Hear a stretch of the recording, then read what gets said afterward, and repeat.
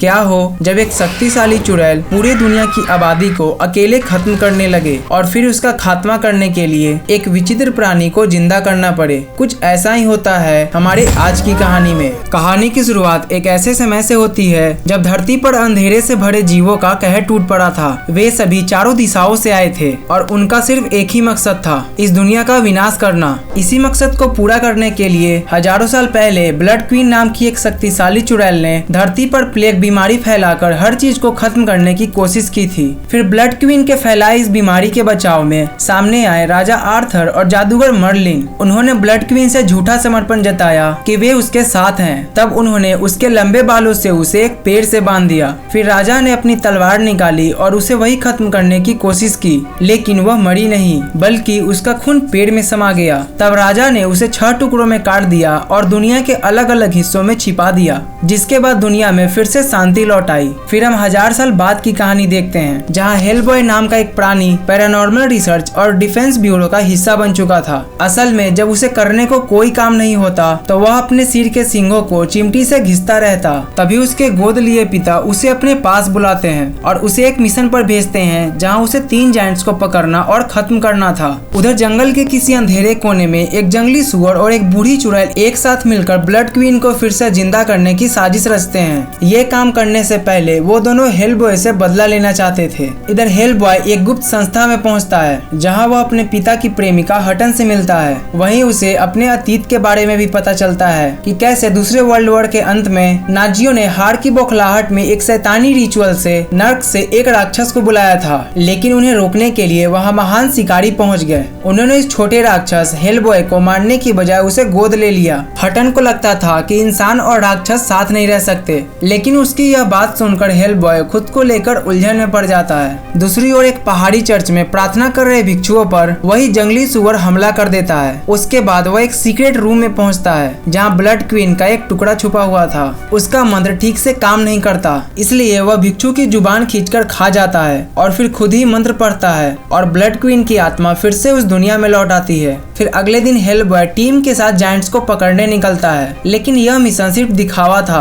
असल में यह मिशन उसका खुद का ही खात्मा करने के लिए प्लान किया गया था। फिर उस पर अचानक हमला कर दिया जाता है और इलेक्ट्रिक शॉक के बीच वह पानी में गिर जाता है और बेहोश हो जाता है। फिर जब उसे होश आता है तो देखता है कि उस पर हमला करने वाले खुद जायंट्स का शिकार बन चुके हैं। वहाँ 3 जायंट्स थे और तीनों जायंट्स अब उस पर टूट पड़ते हैं, लेकिन घायल होने के बावजूद हेलबॉय हिम्मत नहीं हारता। वह एक एक करके सभी जायंट्स को मार गिराता है, लेकिन आखिर में वह खुद भी थककर जमीन पर गिर पड़ता है। फिर उसे एलिस नाम की एक छोटी लड़की बचाने आती है, जिसे बचपन में हेलबॉय ने उसे उसी जंगली सुअर से बचाया था, जो तब एक महान बच्चे का रूप लेकर एलिस की जगह लेना चाहता था।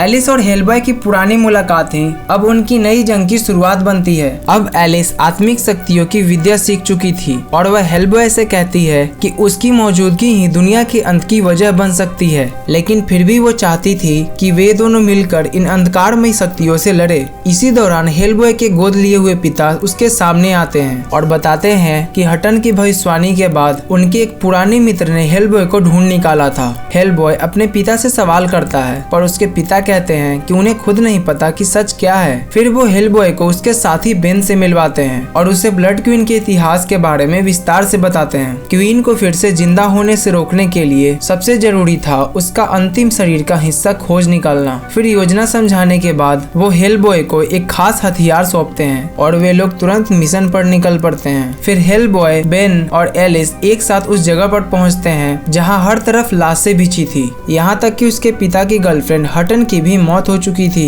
अब एलिस आत्मा बुलाने की विद्या से हटन की आत्मा को पुकारती है, जो धीरे से कुछ कहकर गायब हो जाती है। फिर हेलबॉय को एक आवाज सुनाई देती है और वह देखता है कि जंगली सुअर वहां से भागने की कोशिश कर रहा है। फिर दोनों के बीच एक जबरदस्त टक्कर होती है, लेकिन सुअर उसका मुकाबला नहीं कर पाता और जिस वजह से वह ब्लड क्वीन को पुकारता है। फिर एक चमकदार रोशनी में ब्लड क्वीन उसके सामने आती है और जैसे ही वह हेलबॉय को देखती है तो वो उसके अंदर की शक्ति को महसूस कर पाती है। फिर वह हेलबॉय को बहकाने की कोशिश करती है और इस पूरी दुनिया पर राज करने के लिए उसका साथ देने को कहती है। हेलबॉय उसकी बात सुनकर थोड़ा डगमगा जाता है, लेकिन तभी वहाँ बेन की एंट्री होती है और उसे देखकर ब्लड क्वीन तुरंत गायब हो जाती है और साथ ही जंगली सुअर भी वहाँ से भाग जाता है। फिर ब्यूरो ऑफिस लौटने पर उसके पिता उसे फटकार लगाते हैं कि उसने सुअर को क्यों जाने दिया। ये सुनकर हेलबॉय का गुस्सा फूट पड़ता है और वह वहाँ से चला जाता है। इधर ब्लड क्वीन का शरीर अब पूरी तरह जुड़ चुका था और अब सिर्फ उसका खून वापस लेना बाकी रह गया था।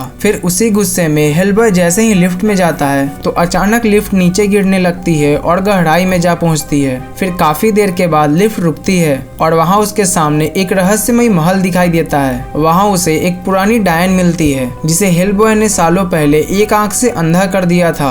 असल में यही डायन और वह जंगली सुअर मिलकर ब्लड क्वीन को फिर से जिंदा करने की साजिश कर रहे थे। फिर डायन ब्लड क्वीन की लोकेशन बताने के बदले 2 शर्तें रखती है कि हेलबॉय को उसे एक किस और अपनी एक आंख देनी होगी। उसकी यह शर्त सुनकर मजबूरी में हेलबॉय मान जाता है, लेकिन जैसे ही डायन को उसका किस और आंख मिलने वाला था वह बताती है कि ब्लड क्वीन पेंडेला पर्वत पर खून इकट्ठा कर रही है। यह सुनते ही हेलबॉय आखिरी समय पर अपनी आंख बचा लेता है, लेकिन ऐसा करने के लिए डायन उसे श्राप दे देती है कि उसकी आंखें अब उसकी सबसे प्यारी चीज की मौत देखेगी। फिर हेलबॉय, एलिस और बेन पेंडेला पर्वत पहुंचते हैं। वही वहां ब्लड क्वीन पुराने पेड़ से अपना बचा हुआ खून वापस खींचती है और अपनी पूरी शक्ति फिर से प्राप्त कर लेती है। तभी अंधेरे में छुपे राक्षसी जीव उसका वेलकम करने के लिए उसके सामने आते हैं। असल में वे सब ब्लड क्वीन को अपनी रानी मानते थे। फिर ब्लड क्वीन उसका सामना करता है, लेकिन वो उसकी ताकत के सामने टिक नहीं पाता। पर ब्लड क्वीन उसे मारती नहीं, बल्कि फिर से उसे दुनिया का नया राजा बनने का न्योता देती है। तभी इसी बीच वहाँ एलिस आ पहुँचती है तो ब्लड क्वीन अपनी मुकुट से एक शाखा निकालकर एलिस की गर्दन में घोंप देती है और धमकी देते हुए वहाँ से चली जाती है। इधर एलिस जादुई जख्म से कोमा में चली जाती है। उसे बचाने के लिए हेलबॉय उसे एक द्वीप पर ले जाता है जहाँ मर्लिन की आत्मा सो रही थी। फिर मर्लिन मंत्रों के साथ शाखा बाहर निकालता है और एलिस की जान बचा लेता है। फिर मर्लिन बेन और एलिस को बेहोश कर देता है और हेलबॉय को उसका सच्चा अतीत बताता है कि उसकी माँ राजा आर्थर की वंशज थी और उसने एक राक्षस से विवाह किया था। इसीलिए हेलबॉय के अंदर राजाओं का भी खून है और राक्षसों का भी। फिर मर्लिन अपनी अंतिम शक्ति से एक्सकैलिबर तलवार को बुलाता है, वही तलवार जिससे ब्लड क्वीन को हराया जा सकता था और सिर्फ हेलबॉय ही इस तलवार को निकाल सकता था। फिर जैसे ही हेलबॉय एक्सकैलिबर को पकड़ता है तो उसे एक डरावना सीन देखने को मिलता है। उसके सिर पर आग की मुकुट जल रही थी, साथ ही उसके माथे से शैतानी सिंह उगाए थे और वो एक उड़ते हुए ड्रैगन पर सवार होकर दिव्य तलवार थामे खड़ा दिखाई देता है। पर अंत में वह उस तलवार को छोड़ देता है। इसके बाद मर्लिन की शक्ति खत्म हो जाती है और वह हमेशा के लिए सो जाता है। एक्सकैलिबर तलवार भी धीरे धीरे वहाँ से गायब हो जाती है। इस बीच ब्लड क्वीन शहर में फिर से प्लेग फैलाती है और लाखों लोगों की जान ले लेती है। इसके बाद वो जल्दी ही ब्यूरो में आ धमकती है। उसे देख वहाँ काम करने वाली एक कैफेटेरिया वर्कर हिम्मत दिखाते हुए उस पर गोली चलाती है। फिर हेलबॉय जब एलिस और बेन के साथ वहाँ पहुँचता है तो उन्हें बेस में लाशों का ढेर लगा दिखाई देता है। उसका पिता भी ब्लड क्वीन के द्वारा पकड़ लिया गया था। फिर टीवी से पता चलता है कि ब्लड क्वीन एक चर्च में है। अब चर्च के ऊपर काले बादल मंडरा रहे थे और पूरा शहर अफरा तफरी में था। फिर हेलबॉय, एलिस और बेन उस चर्च में पहुंचते हैं जहां अंतिम लड़ाई होनी थी। ब्लड क्वीन ने जंगली सुअर को और भी ताकतवर बना दिया था और अब वो पहले से कई गुना खतरनाक बन चुका था, इतना खतरनाक कि अब हेलबॉय उसका मुकाबला भी नहीं कर पाता। फिर जैसे ही वो बंदूक निकालने वाला था तभी सुअर उसे जमीन पर पटक देता है। तभी बेन खुद को एक इंजेक्शन लगाता है। असल में बेन इंसान नहीं था, बल्कि वो दवा के जरिए इंसानी रूप में रहता था। फिर वो राक्षस पर झपट पड़ता है और उसे चीरने लगता है, लेकिन सुअर उसे भी फेंक देता है। इसके बाद हेलबॉय और बेन साथ मिलकर हमला करते हैं, लेकिन कुछ राउंड के बाद बेन फिर गिर जाता है और साथ ही वह हेलबॉय को भी जमीन पर पटक देता है। अब सुअर एक बड़ा पत्थर उठाकर हेलबॉय को मारने ही वाला था कि तभी वहाँ ब्लड क्वीन आ पहुँचती है। वह सुअर को रुकने को कहती है और उसे उसकी ताकत छीनकर एक नन्हा पिगलेट बना देती है। फिर वह हेलबॉय को जमीन के नीचे भेजती है जहाँ सॉर्ड्स ऑफ किंग्स खड़ी थी। अब ब्लड क्वीन चाहती थी कि हेलबॉय वही तलवार निकाले और अपने अंदर की शैतानी शक्ति को पूरी तरह जागृत कर दे, पर हेलबॉय ऐसा करने को लेकर अभी भी असमंजस में था। तभी ब्लड क्वीन उसके पिता को उसके सामने लाकर उसकी आंखों के सामने उसकी हत्या कर देती है। फिर अपने पिता की मौत से आहत होकर हेलबॉय स्वॉर्ड ऑफ किंग को बाहर खींच निकालता है और ये देखकर ब्लड क्वीन भी चौंक जाती है। अब आग की मुकुट पहने और जलती हुई तलवार लिए हेलबॉय एक सच्चा राक्षस राजा बन चुका था। इधर नरक के दरवाजे खुल चुके थे और अंधेरे से भरी ताकतें पूरे शहर में फैल जाती है और पूरी दुनिया को नरक में बदलने लगती है। फिर ब्लड क्वीन हेलबॉय को बहकाती है कि अब वो दोनों मिलकर इस दुनिया पर राज कर सकते हैं और फिर वह उसे अपने सामने झुकने को कहती है।